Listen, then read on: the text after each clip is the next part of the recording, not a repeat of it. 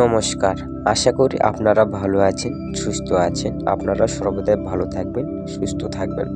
তান্ত্রিক সুদর্শন কবিরাজ YouTube channel দেখার জন্য আপনাদেরকে অসংখ্য ধন্যবাদ।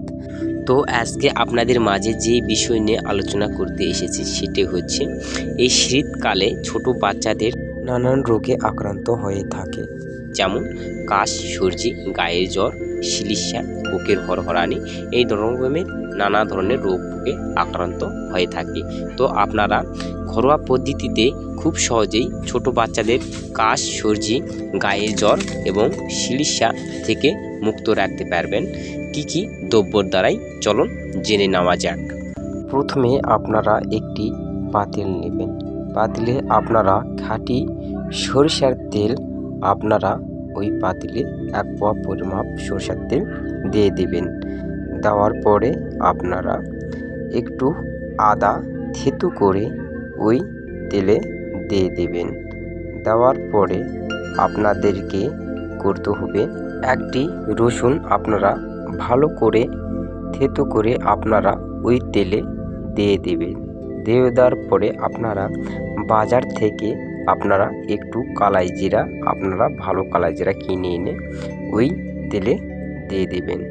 দেওয়ার পরে আপনার তেলটিকে সুন্দর করে নাড়াচাড়া করে নিয়ে আপনারা মাটির চুলাতে কিংবা আপনাদের বাড়ি থাকায় গ্যাসের চুলাতে আপনারা তেলটি ভালোভাবে ফুটিয়ে নেবেন।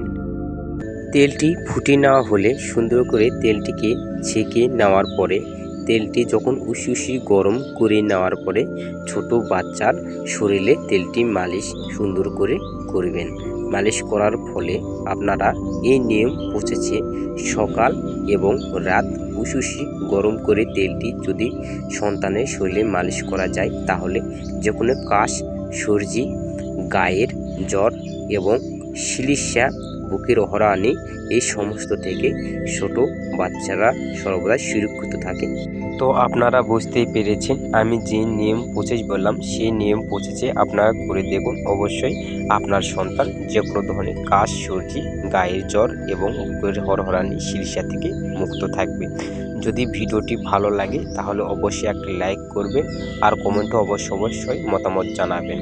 আর এরকম নিত্য নতুন ভিডিও পাওয়ার জন্য আমার তান্ত্রিক সুদর্শন কবিরাজ ইউটিউব চ্যানেলটিকে অবশ্যই সাবস্ক্রাইব করে আমার পাশে থাকবেন। তো আপনারা ভালো থাকুন, সুস্থ থাকুন, নিজের সন্তানের যত্ন রাখুন। আজ এই পর্যন্তই, দেখা হচ্ছে আবার কোনো নতুন ভিডিওতে। নমস্কার।